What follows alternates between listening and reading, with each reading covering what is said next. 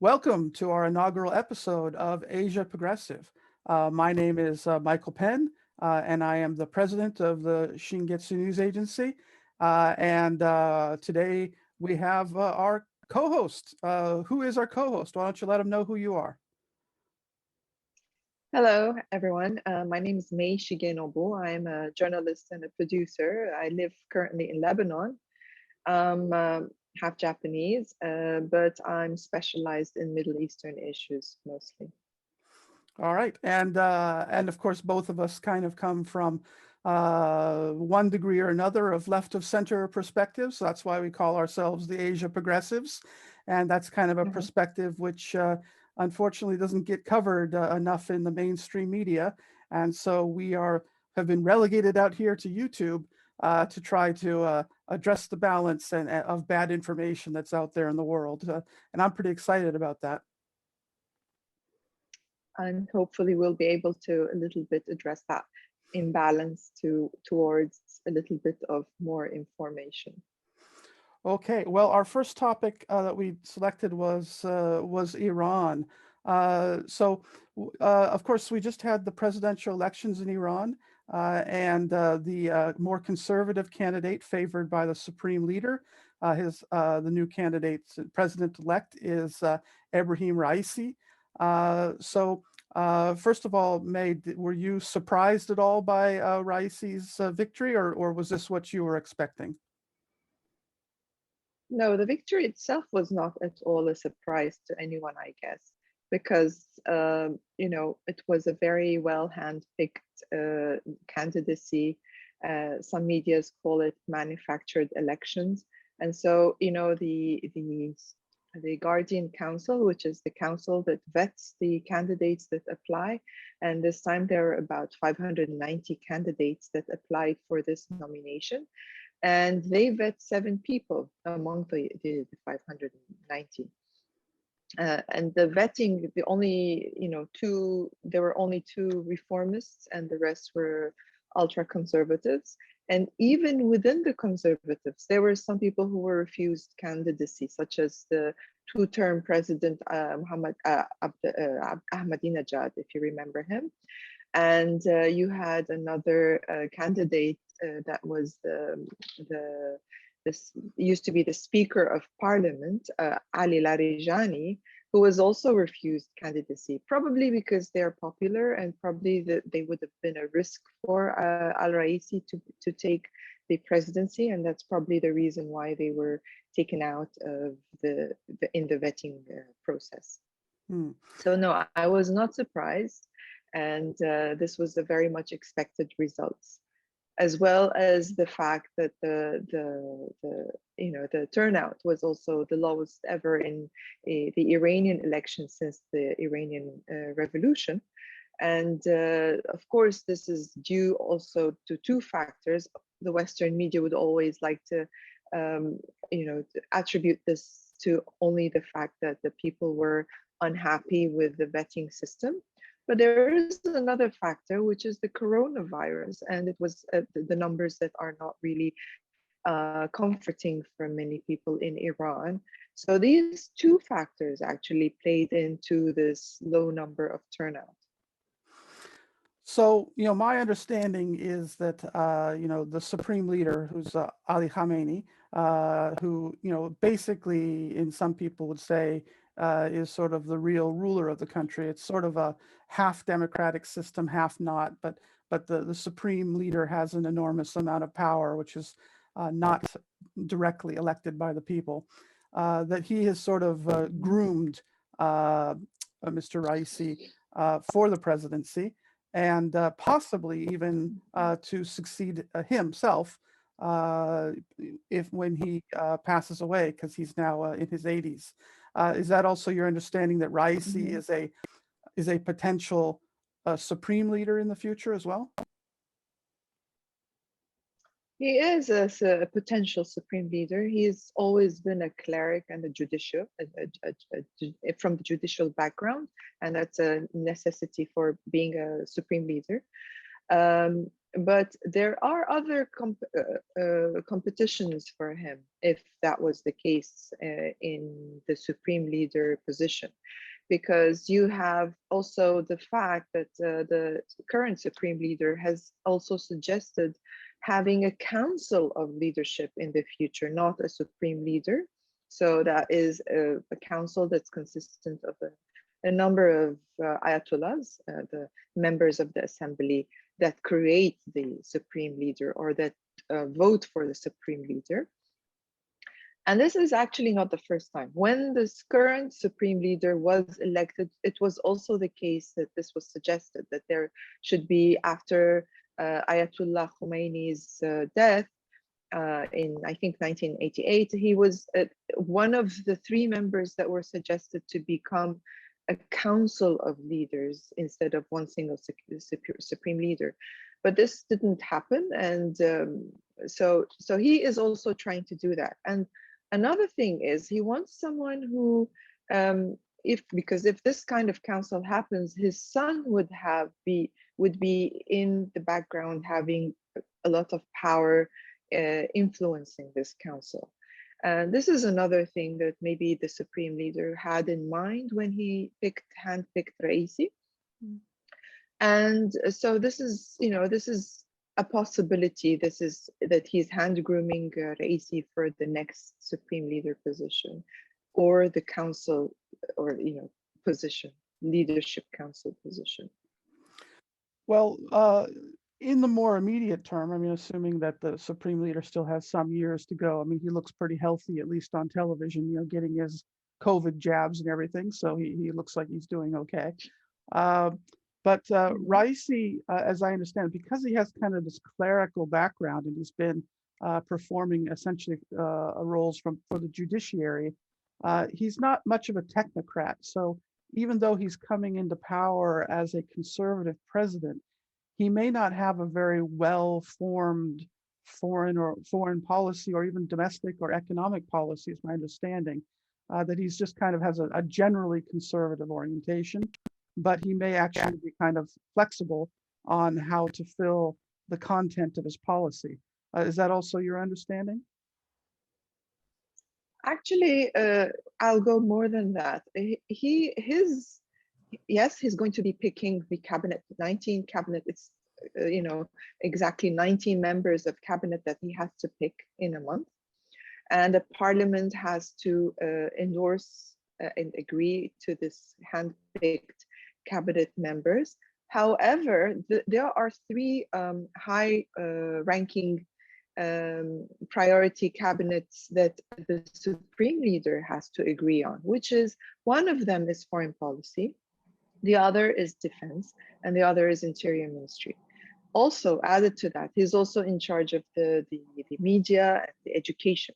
So in actuality, the supreme leader is still going to do the hand-picking and the endorsing of these members of cabinet, so that the government will streamline his politics and his thinking, and there wouldn't be that kind of abruption in the thoughts and the policies that he's been thinking about all this period. So even when we have reformists in the government, this is the case. So we should not forget that the streamlining of his thought, that the supreme leader's thought, is always there. However, you do have sometimes internal differences. For example, you have conflicts within the Guardian Assembly, Guardian Council committee, and then a council, and then you have the assembly. And these people sometimes do have differences with the supreme leader. But at the end of the day, they do agree on certain points. They do not let this disagreements go out that much, or be very vocal outside the society. And one more thing that I should not forget to say is that there is a thought with the supreme leader transferring power from presidential power to parliamentary power. He does have this kind of thought in the eventuality of the future. And this is one reason why Ayatollah Khomeini's grandson, who was very critical of the vetting process of the presidential candidacy this time, this was one of the reasons he eventually did not really become too vocal, because he saw there is a prospect for a different kind of system. And so yes, there are many things that are changing and possibly going to be changing in the coming 4 years in Iran. Hmm. Well, internationally, I mean, I think the people's eyes are always on, the fate of the nuclear agreement or nuclear deal, which, as people may remember, it was after many, many years of negotiations, it was finally signed, I believe, in 2015. And it was something that the Obama administration signed on to, as did all the European nations. And it seemed to have resolved that question. And in fact, the Iranians, by all accounts, completely kept their side of the bargain. There was no question of them not keeping their side of things.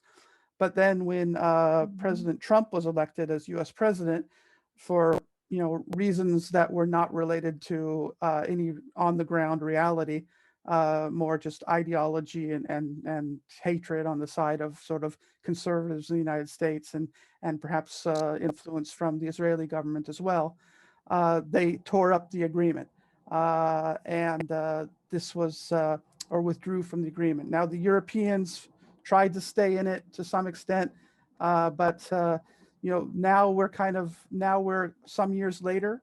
Biden has come in, President Biden of the United States. He sort of suggested that he would rejoin the agreement, but now that he's here, he seems to be not too much of a rush to do so. Although we are hearing that there are, maybe in the last part of the Rouhani's, remaining weeks, there is a possibility that it could be that the United States might rejoin the agreement before Raisi even comes to office. But if it isn't solved in the next few weeks, then I wonder if having Raisi as the president in some ways could actually be a positive, because you know before the Iranian government has been divided. And so you have sort of the Rouhani and the moderate reformist faction in the presidency. And then, of course, you have the conservatives around the supreme leader.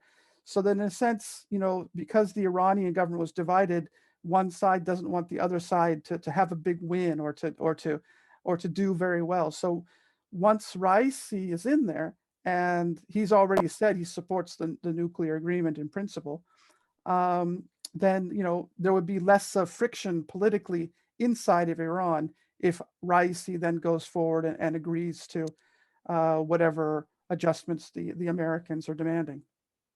What do you think about that?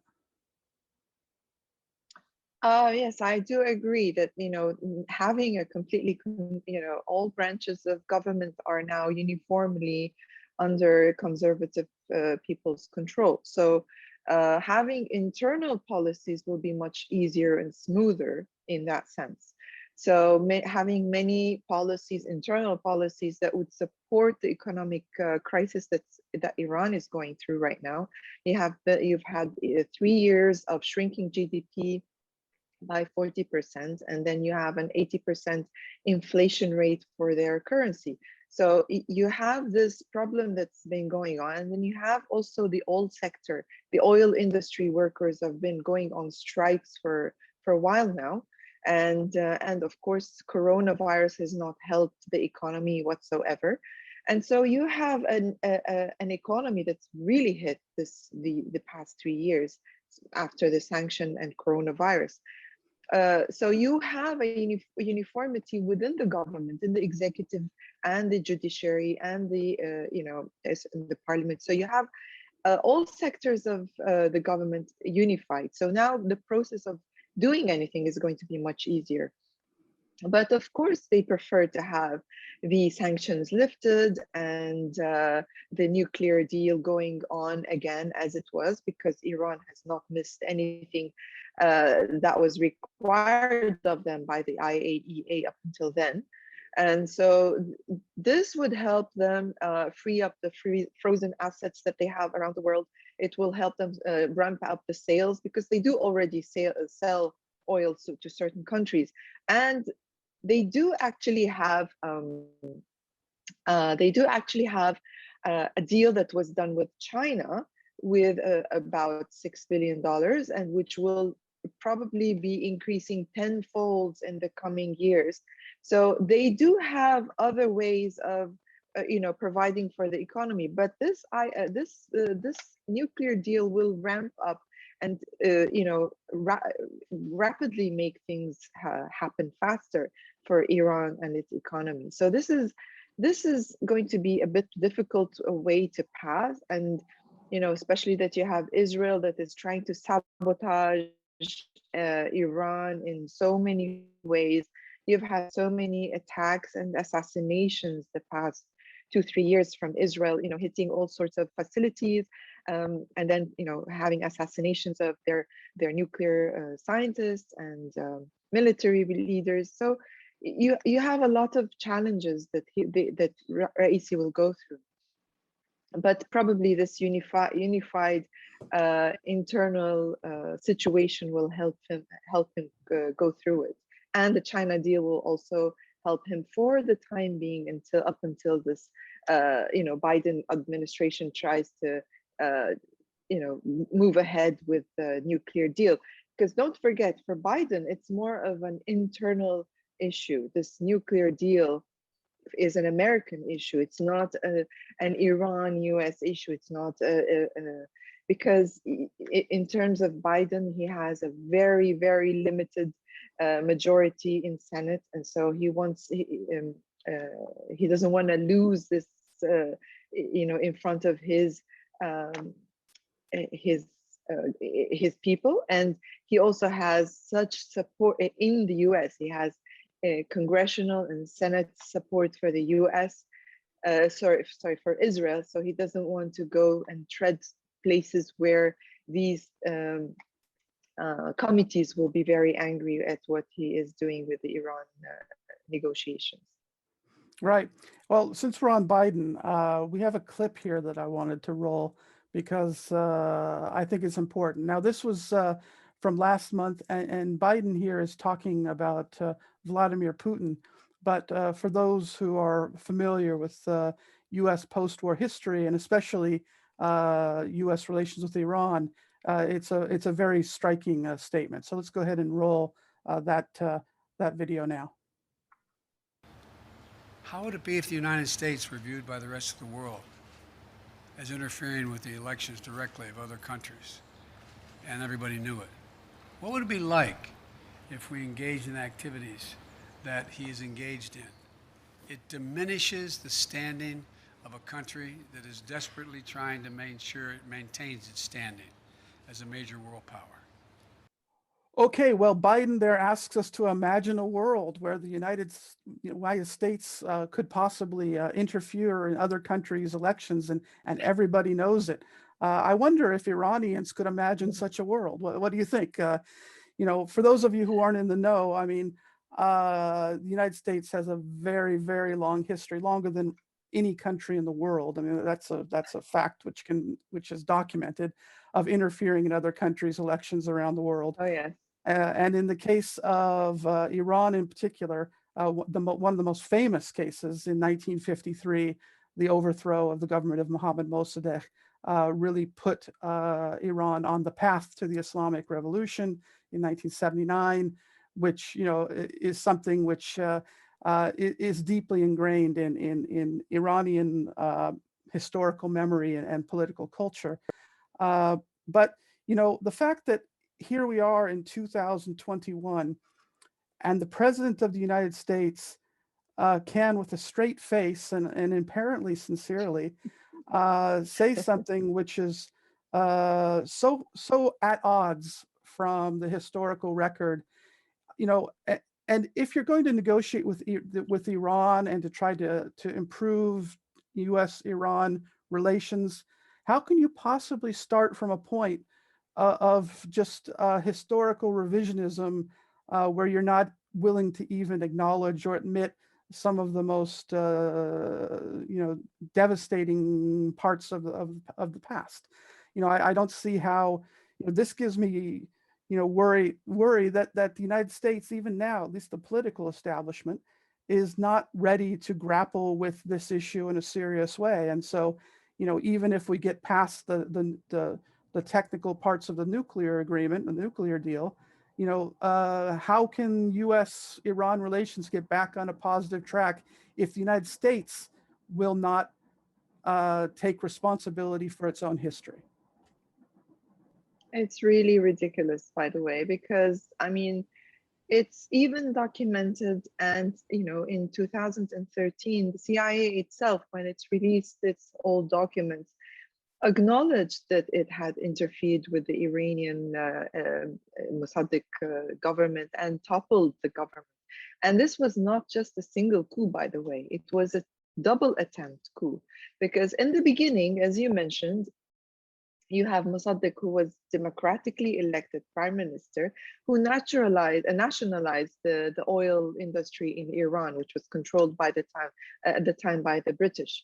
And so as a retaliation to this, they try to, and this is a pattern for the US, by the way. We saw it in Venezuela, we saw it in Brazil recently, and which is he bribed the media in the, this is what they did in Venezuela, this is what they did in Brazil for Lula and Rousseff and so Maduro, and so they bribed the media in Iran to start propagating against Mossadegh, and then he bribed certain clerics to go and say about the Mossadegh government's negative and possibly very much information that was not true to the Shah. And this was how he got the Shah to be involved in this coup d'etat. Of course, the Shah had that, very much a puppet kind of leader for the Western world. And so this attempt at the end was to when he's at home, to capture him at home. But this didn't work because he had information and he didn't go home that day, etc. But what he did was, and this was Roosevelt's grandson's doing, by the way, Yeah, Kermit Roosevelt. Roosevelt. He was involved in this coup d'etat. And then the second stage was, because this didn't work at the end, they did something. They continued with this propagation, and having the Shah at the end arrest him, and he was in home arrest for 25 years. The rest of his life, Mossadegh, was for 25 years in house arrest. So they did a double attempt until they succeeded. And this is to Iran, where we didn't even mention occupying New Mexico and taking most of its territories, and today's US Western areas, like an occupation from that time when they did that. They did this kind of agreement with Panama to take sovereign control over Panama Canal. They did Cuba, the Bay of Pigs, trying to overthrow Cuba's Fidel Castro, and then an attempt later on to assassinate him. So you have countless, counts of the US meddling with other countries, elections, and also with democratically elected governments. So they are the least people to be able to say that kind of thing. So yes, I mean, that's definitely the historical record. How do you think that, the fact that even today, they're not really able to absorb that, or to admit that, or to acknowledge that history, means that, how can you even get to the starting block for a negotiation with Iran? Because Iran was one of the countries which, got the worst of this, at least up until, the Islamic Revolution. And of course, afterwards, there's also been many attempts, including attempts by the Trump administration to try to overthrow, the current government. Whatever, I have no particular brief for the Islamic Republic. They have many human rights and other problems as far as I'm concerned. But at the same time, interference from the United States and other outside powers is not going to likely make things better, but to make things worse. And this, history of many countries shows this to be the case. So I guess to try to wrap this up, since we have been going a while, do you think that the Raisi administration is going to be able to, and the Biden administration is going to be able to make some sort of strategic turn, some sort of historical turn in this relationship that's of significant? Or are we more likely to have 4 more years of just this, this sort of not entirely rational clash between Washington and Tehran? I think no, there will be a step forward. Maybe not exactly in August, like many people are saying. Like the outgoing government of Rouhani is hoping for until August they will have a talk. Now, everyone is hoping for that, even Raisi and the Supreme Leader and everyone, because this will mean that Raisi will not have to directly continue this negotiation, because he has mentioned in his first press conference that he's not going to contact. He's with going ahead with the nuclear deal and solving the sanctions and all this, but he's not with meeting and going through this negotiations with the Americans himself or through his cabinet. So he wants this to be done with before his term. Now, the Supreme Leader would also want this because he wants Raisi government to reap the economic benefit of having this sanctions lifted. Because when you have, Trump administration has placed almost 1,000 sanctions on Iran since. So having a few of these lifted will have a significant change on the economy. And the Supreme Leader wants the new president to reap the economic benefit of having this change in the local economy. And so you have these things. Now, Biden may not be in a rush to achieve a deal in August, but he does want to achieve a deal ASAP, as soon as possible, because Iran is on the verge of having nuclear enrichment to the level of having the capacity of having a nuclear weapon. They do not have the intentions of having a nuclear weapon, and the Supreme Leader has always mentioned this, that it is against Islam to have nuclear weapons. So the only reason they're doing this is for negotiation powers. But they have no intentions of having nuclear weapons because it's against, in their thought, against their religion. So, but they have reached the 20% enrichment, and they're very easily going to reach the 60% enrichment very soon. And so the US has to do something. They cannot rely on Israel, sabotaging all the time nuclear, the program. So, they have to reach an agreement sooner or later for this purpose exactly. And you have another thing, which is that the Israelis will not always be encouraging this, but the American administration will have to somehow draw a line between what Israel wants and what the US and the world would need to have Iran integrated into the world, international community once again. So this is where I think there will be a change, if not in August, until at least until you have the midterm elections in the US, and then maybe President Biden will be a little bit more comfortable if he won with better seats in that election. Well, I wouldn't hold my breath on that prediction, because it could very well go the other way. But anyway. Yeah, it's true. Well, I think we've had quite a substantial discussion on this, so we should probably start to wrap it up. But I would like to say to those who are seeing our inaugural episode of Asia Progressive that, we plan to cover many areas. So obviously, Shingetsu News Agency is based in Japan, and we'll have a lot of Japan-themed episodes, East Asia, West Asia, We started with Iran because it's the presidential election just happened, and it's a very timely topic. But we plan to cover many, many things of interest to people who want to know about international politics and the progressive movement. Not only is it, can be seen in North America or in Europe, but what does it mean for Asia as well? So we're going to delve into a lot of those topics. May, do you have any final thoughts for our audience before we wrap it up?